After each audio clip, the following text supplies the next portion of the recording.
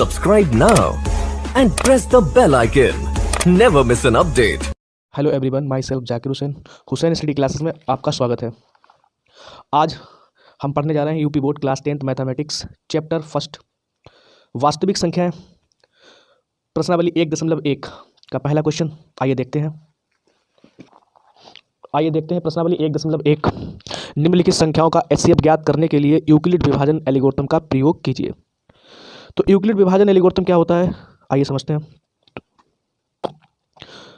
पहला क्वेश्चन है 135 और 225 यूक्लिड विभाजन एल्गोरिथम के माध्यम से किन्हीं दो संख्याओं का एचसीएफ किस प्रकार से ज्ञात करते हैं, आइए समझते हैं। यहाँ पर आपको दो नंबर दिए गए हैं और इन दो नंबर से आपको एचसीएफ निकालना है और किस मेथड से निकालना है, यूक्लिड विभाजन प्रमेय से क्वेश्चन में कहा गया है। तो सबसे पहले तो हम इन दो नंबर्स को देखते हैं। जो दो नंबर दिए गए हैं, इन दो नंबर्स में जो नंबर बड़ा होगा उसे हम लोग लेफ्ट हैंड साइड रखेंगे और जो नंबर छोटा होगा उसे हम लोग राइट हैंड साइड रखेंगे। यहाँ पर इन दो नंबर्स में हमारा 225 बड़ा है तो मैंने ग्रेटर देन का साइन लगा लिया।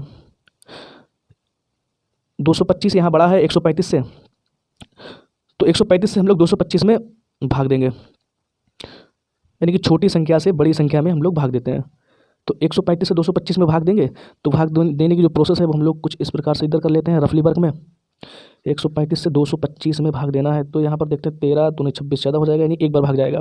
तो 135 135 5 से 5 गया 0, यानी कि 12 से 3 जाएगा 9 बचेगा, कितना बचा 90 शेषफल में। तो इस स्टेप को बनाकर हमें लिखना है यूक्लिड विभाजन प्रमेय के माध्यम से इस स्टेप को लिखना है। तो मैंने लिख देना है कि स्टेप फर्स्ट में 225 बराबर 135 मल्टीप्लाई 1 प्लस क्या बच रहा है 90, यानी इस स्टेप में हमें प्लस के बाद वाली संख्या 0 नहीं मिली। जिस स्टेप में हमें प्लस के बाद की संख्या 0 मिल जाएगी उसी स्टेप में हमें रुक जाना है। फिलहाल में यहाँ पर तो हमें नंबर 0 मिला नहीं, तो इस स्टेप को हम लोग फिर अगली स्टेप के लिए कंटिन्यू करेंगे। तो बराबर के बाद दी हुई संख्या प्लस के बाद दी हुई संख्या में फिर वही प्रोसेस करेंगे, यानी कि जो बराबर के बाद दी है संख्या और प्लस के बाद दी संख्या में जो संख्या बड़ी होगी उसे हम लोग लेफ्ट हैंड साइड रखेंगे और जो संख्या छोटी होगी उसे हम लोग राइट हैंड साइड रखेंगे। फिर छोटी संख्या से बड़ी संख्या में भाग देंगे। तो भाग देने की प्रोसेस फिर इस प्रकार से है। तो 90 से 135 में यदि हम भाग देते हैं तो यहाँ पर 9 दूनी 18, यानी कि ज़्यादा हो जाएगा, तो एक बार फिर भाग चला जाएगा। ये आपका बचेगा कितना 45। तो यानी एक बार भाग देने पर आपका जो स्टेप 2 में रिमाइंडर बच रहा है वो कितना बच रहा है 45। तो यहाँ लिख देंगे स्टेप 2। बराबर के बाद दी हुई संख्या और प्लस के बाद दी हुई संख्या में फिर वही नज़र देखते हैं कि यानी कि प्लस के बाद वाली संख्या में हमें 0 तो मिला नहीं है, तो फिर जो संख्या बराबर के बाद दी गई और प्लस के बाद जो संख्या बड़ी है उसे हम लोग लेफ्ट हैंड साइड और जो संख्या छोटी है उसे हम लोग राइट हैंड साइड रखेंगे। फिर छोटी संख्या से बड़ी संख्या में अगेन वही प्रोसेस को अपनाएंगे। तो 45 से 90 में भाग देना है। तो 45 से यदि आप 90 में भाग देते हैं तो 45 दूना 90, यानी कि कंप्लीटली डिविजिबल है। तो यहाँ पर रिमाइंडर क्या मिला आपको 0 मिला, रिमाइंडर 0 मिल रहा है। ये आप डाल देंगे स्टेप 3। अब जिस स्टेप में आपको रिमाइंडर 0 मिल जाए, यानी कि प्लस के बाद की संख्या, तो बराबर के बाद वाली संख्या जिसे हम लोग भाजक कहते हैं वो उस प्रश्न का एचसीएफ कहलाएगा। तो एचसीएफ बराबर आपका बनेगा कितना 45। तो यूक्लिड विभाजन से हम लोग यूक्लिड विभाजन प्रमेय से इस प्रकार किसी भी दो संख्याओं में एचसीएफ निकाल सकते हैं। प्रश्न संख्या 1 का भाग 2, इसमें दिया गया है 196 और 38,220। अब इन दो नंबर्स में फिर वही काम हम लोग यहाँ डाल देंगे कि यूक्लिड विभाजन प्रमेय से, क्वेश्चन में लिख देना है सभी में, सॉरी उसमें लिखा नहीं था मैंने, यूक्लिड विभाजन प्रमेय से यूक्लिड विभाजन प्रमेय, ठीक है। अब इन दो नंबर्स में जो संख्या बड़ी है उसे हम लोग लेफ्ट हैंड साइड रखते हैं। तो यहाँ पर बड़ी कौन सी है, तो 38,220 बड़ी है संख्या किससे 196 की अपेक्षा, तो ग्रेटर देन मैंने साइन लगा लिया। फिर 196 से हमें 38,220 में देना है भाग, और जैसे हम लोग स्टेप फर्स्ट में यूक्लिड विभाजन प्रमेय के द्वारा रखेंगे। तो स्टेप फर्स्ट डाल दिया मैंने। अब 196 से हमें भाग देना है कितने में 38,220 में। तो यहाँ देखते हैं 196 38,220 में भाग देना, तो 19 दूना 38, यानी कि समथिंग ये ज़्यादा हो जाएगा 2 बार। तो एक बार यहाँ से देखते हैं भाग देकर, तो 196 आया तो 12 से 6 गया 6 बचा, यहाँ आपका 7 17 से 9 जाएगा 8 बचेगा, 2 से 1 जाएगा 1, यानी 186 बचा, भाग जाएगा नहीं। फिर हम लोग कैरी लेंगे, यहाँ 18 62 हो जाएगा। 18 62 का मतलब ये हुआ जाकर के 19 नेमा 171, यानी कि 9 बार चला जाएगा। फिर तो 9 छंग चंगुन की 4 हासिल 5, 19 नेमा 171 में 5 जोड़ देंगे तो ये बन जाएगा 176, यानी 17 64। फिर अगेन घटा लेते हैं इसे हम, 12 से 4 जाएगा तो 8 बचेगा, 5 बचे, 5 से 6 घटेगा नहीं, कैरी लेंगे, 15 से 6 जाएगा, कितना बचेगा 9। यहाँ पर आपका 98 बचा। तो स्टेप फर्स्ट ही अभी आपके कंटिन्यू है, तो यहाँ पर 98 में भाग नहीं जाएगा, तो फिर हम लोग यहाँ से 0 कैरी लेंगे तो 980 हो गया। तो ये आपका 980 हो गया। तो 19 पंचे 95 और 6 पंचे 30, यानी कि ये बन जाएगा 95, यानी कि 980 बन जाएगा, ठीक है। तो ये आपका 980 कम्प्लीटली विभाज्य है 196 से 220। तो स्टेप फर्स्ट में ही ये देखो आ गया रिमाइंडर आपका 0। ठीक है, तो इसे हम लोग लिख देते हैं, यानी कि 38,220 बराबर 196। मैंने भाग दिया तो जो आपका भागफल बन रहा था वो कितना बन रहा था 195, और प्लस जो रिमाइंडर बन रहा था वो 0। मुझे पहली स्टेप में रिमाइंडर 0 मिल गया। इसका मतलब ये हुआ कि HCF इन दो संख्याओं का जो बराबर के बाद दी हुई संख्या है वो HCF कहलाएगी, यानी 196 इस सवाल के लिए HCF हो जाएगा। आइए प्रश्न संख्या 1 का तीसरा भाग। प्रश्न संख्या 1 का तीसरा भाग भी इसी तरीके से है। यदि आप इसे करना चाहें तो आप खुद भी कर सकते हैं। इन दो नंबर्स को बताया गया HCF निकालना है आपको यूक्लिड विभाजन प्रमेय से, तो हम लोग लिख देंगे यूक्लिड विभाजन प्रमेय से, यूक्लिड विभाजन प्रमेय से। राइटिंग सभी लोग मैनेज कर लेना। तो यहाँ पर फिर वही प्रोसेस को देखते हैं कि जो हमारा नंबर से बड़ा होगा उसे हम लोग लेफ्ट हैंड साइड रखेंगे। तो 867 यहाँ बड़ा है और 255 जो है वो आपका छोटा है, तो ग्रेटर देन का सिंबल देकर यहाँ पर हम लोग प्रोसेस को चालू करते हैं। स्टेप फर्स्ट में उसी प्रोसेस को कंटिन्यू करेंगे। 255 से हमें भाग देना है, किस में देना है तो 867 में देना है। तो 867 बराबर 255, तो यहाँ लिख लेते हैं 255 से मुझे भाग देना है किस में 867 में। तो 25 या 75, और ये आपका 25 से कुछ 100 ज़्यादा हो जाएगा, यानी कि ये भाग आपका जाएगा कितने 3 बार जाएगा भाग। तो 25 या 75, तो 3 पंचे 15 की 5 हासिल 1, 25 या 75 और 1 76, 765, 705 गया 2, 6 से 6 गया 0, 8 से 7 गया 1, यानी 102 बच रहा, जो कि इससे कम है, जो भाग जाएगा नहीं। तो स्टेप फर्स्ट बना लेंगे हम लोग, यानी कितनी बार भाग गया 3 बार भाग देने पर जो शेष फल बचा है वो आपका बच रहा है 102। इसे हम लोग रफली बार किधर साइड से कर देते हैं। तो पहली स्टेप में मुझे रिमाइंडर 0 मिला नहीं, तो इस स्टेप को अगेन कंटिन्यू करेंगे स्टेप 2 के लिए। तो स्टेप 2 में बराबर के बाद दी हुई संख्या प्लस के बाद दी हुई संख्या में फिर उसी प्रोसेस को अपनाएंगे। तो यहाँ पर बराबर के बाद दी हुई संख्या 255 है और प्लस के बाद दी हुई संख्या जो है वो आपकी 102 है। तो 102 से 255 में भाग देंगे। 102 से मुझे भाग देना है 255 में, तो यानी कि 10 दूना 20, 30 ज़्यादा हो जाएगा, यानी कि 2 बार भाग चला जाएगा इसमें। 2 दूना 4, 10 दूना 20, 5 से 4 जाएगा 1, इधर बचेगा 51 हो जाएगा ये आपका। तो 2 बार भाग देने पर मुझे मिला रिमाइंडर कितना मिल रहा है 51 मिल रहा है। तो यानी स्टेप 2 में भी मुझे 0 नहीं मिला है, बट मुझे चाहिए क्या 0 चाहिए। तो इस स्टेप को अगेन हम लोग कंटिन्यू करेंगे स्टेप 3 के लिए। तो स्टेप 3 में आपका बराबर के बाद दी हुई संख्या और प्लस के बाद दी हुई संख्या में जो संख्या बड़ी है उसे हमने लेफ्ट हैंड साइड रखा, जो संख्या छोटी है उसे राइट हैंड साइड रखा। छोटी संख्या से बड़ी संख्या में फिर भाग देंगे। तो 51 दूना कितना बन जाएगा 102, सीधा 51 दूना 102, तो 2 बार चला जाएगा पूरा 102 कम्प्लीटली। तो रिमाइंडर हमें इस स्टेप में क्या मिला 0। तो स्टेप 3 में हमें रिमाइंडर 0 मिल रहा है, तो बराबर के बाद दी हुई संख्या आपकी इन नंबर्स की क्या हो जाएगा HCF हो जाएगा। तो HCF जो इन संख्याओं का होगा वो क्या होगा आपका 51, यानी इन संख्याओं के लिए जो HCF होगा वो 51 हो जाएगा।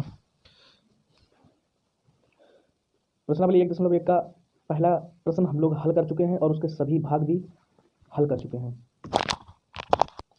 अब प्रश्नावली 1.1 के प्रश्न नंबर 2 पर आते हैं। तो प्रश्न नंबर 2 में कहा गया है कि दर्शाइए कि कोई भी धनात्मक विषम पूर्णांक 6q + 1 या 6q + 3 या 6q + 5 के रूप का होता है जहां q कोई पूर्णांक है। ठीक है, तो इसे हल करते हैं यूक्लिड विभाजन प्रमेय के माध्यम से। प्रश्न संख्या 2 में बताया गया है दर्शाइए कि कोई भी धनात्मक विषम पूर्णांक 6q + 1 या 6q + 3 या 6q + 5 के रूप का होता है जहां q कोई पूर्णांक है। तो आइए इसे देखते हैं कि कोई भी धनात्मक विषम पूर्णांक, तो मैंने मान लिया कि माना a कोई धनात्मक विषम पूर्णांक है जो कि इन दिए हुए संख्याओं के रूप का मुझे सिद्ध करना है यूक्लिड विभाजन प्रमेय से। ठीक है, देखते हैं। तो प्रश्न संख्या 2,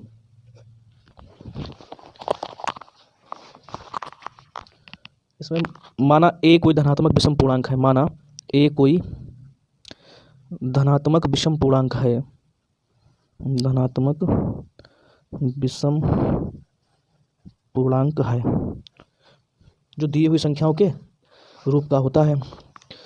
तो यहाँ पर 6q + 1 की बात की जा रही है। अगर हम लोग यूक्लिड विभाजन प्रमेय को देखें तो यूक्लिड विभाजन प्रमेय क्या है, तो यूक्लिड विभाजन प्रमेय है a = bq + r। a = bq + r, ये है आपकी यूक्लिड विभाजन प्रमेय। यूक्लिड विभाजन प्रमेय, यूक्लिड विभाजन प्रमेय क्या है, इसमें यह बताया जाता है कि जो r है तो r का मान या तो 0 होगा या 0 से बड़ा होगा।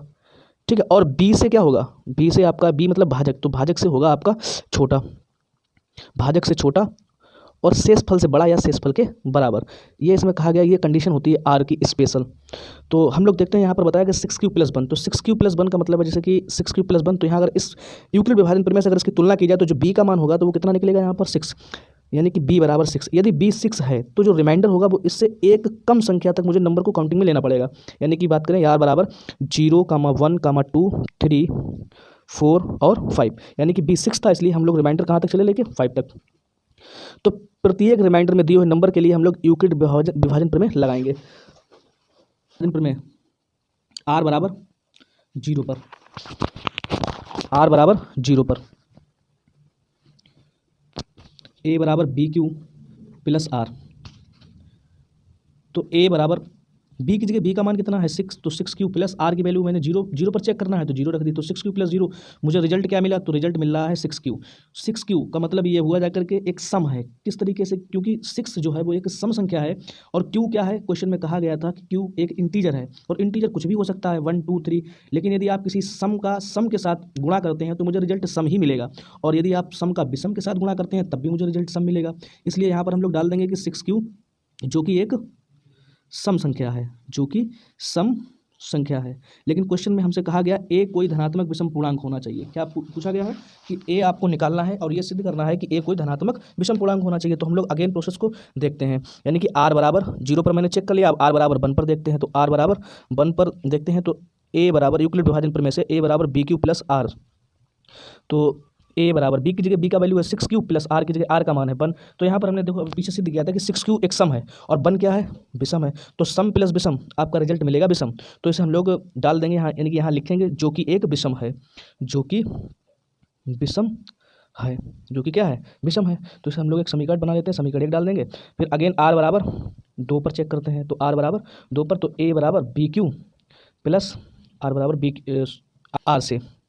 तो ए बराबर बी की जगह बी की वैल्यू 6 क्यू प्लस आर की वैल्यू कितनी है भाई, 3 है। तो यहाँ पर भी देखते हैं 6 क्यू मैंने पीछे सिद्ध किया था 6 क्यू सम है और 3 क्या है, विषम है। तो सम प्लस विषम रिजल्ट क्या मिलेगा, विषम मिलेगा। तो यहाँ आपको लिख देना है जो कि विषम है, जो कि विषम है। और इसे हम लोग डाल देंगे इक्वेशन 3, यानी समीकरण 2 डाल देंगे। फिर अगेन हम लोग चेक करेंगे आर बराबर 3 पर, तो यहाँ चेक करते हैं आर बराबर 3 पर ए बराबर बी क्यू प्लस आर से। तो ए बराबर बी की जगह बी की वैल्यू कितनी है 6 क्यू प्लस आर, हमें चेक करना है 3। तो 6 क्यू क्या है, सम है, 3 क्या है, विषम है। तो सम प्लस विषम मुझे रिजल्ट क्या मिलेगा, विषम। तो यहाँ लिख देना है जो कि विषम है, जो कि विषम है, जो कि विषम है। इसे आपको डाल देना है 3, समीकरण 3 हो गया आपका। अब एक आपका रह गया आर बराबर 4 पर चेक करते हैं, आर बराबर 4 पर, तो ए बराबर बी क्यू प्लस आर से। तो ए बराबर आपका बनेगा 6 क्यू प्लस 4, जो कि क्या होगा, सम होगा, क्योंकि जे आपका सम है और सम प्लस सम रिजल्ट मिलता है सम का, तो जो कि सम है, जो कि सम है। आर बराबर 5 पर, तो ए बराबर बी क्यू प्लस आर से, यानी कि आपका मिलेगा ए बराबर बी क्यू, बी का वैल्यू है 6 क्यू प्लस के आर की वैल्यू है 5। तो 6 क्यू सम है और 5 क्या है, विषम है। तो सम प्लस विषम, मैंने बताया रिजल्ट क्या मिलता है, विषम। तो यहाँ लिख देना है जो कि विषम है। और इस क्वेश्चन में आपसे पूछा गया है ए कोई धनात्मक विषम पूर्णांक है, जो कि एक समीकरण 4 डाल दें, जो कि दी हुई संख्याओं के, यानी कि 6 Q plus 1 6 Q plus 3 6 Q plus 5 के रूप का होना चाहिए। मतलब ए मुझे सिद्ध करना है विषम पूर्णांक को। तो हम लोग देखते हैं कि समीकरण 1 और समीकरण 2 समीकरण 3 और 4 से स्पष्ट है ए कोई धनात्मक विषम पूर्णांक, ए कोई धनात्मक विषम पूर्णांक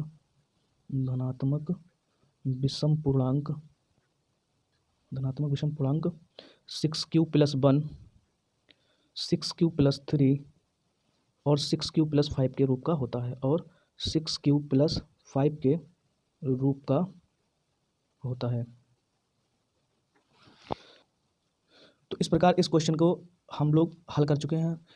ये क्वेश्चन एग्ज़ाम के पॉइंट ऑफ व्यू से बहुत इंपॉर्टेंट है। अगर ये क्वेश्चन आया भी बोर्ड में तो आपका हाई मार्क्स में आता है। बात करें कि अधिक नंबर में आएगा ये क्वेश्चन अगर आया तो।